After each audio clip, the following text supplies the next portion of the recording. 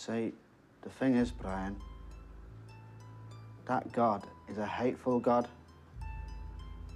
Must be.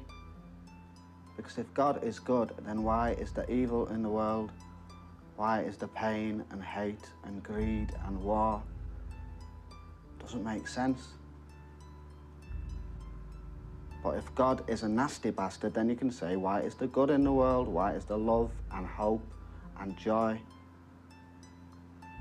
Well, let's face it, good exists in order to be fucked up by evil. The very existence of good enables evil to flourish. Therefore, God is bad. And it doesn't matter how many past or future existences you have, because they're all going to be riddled with grief and anguish and sickness and death. You see, Brian, God doesn't love you.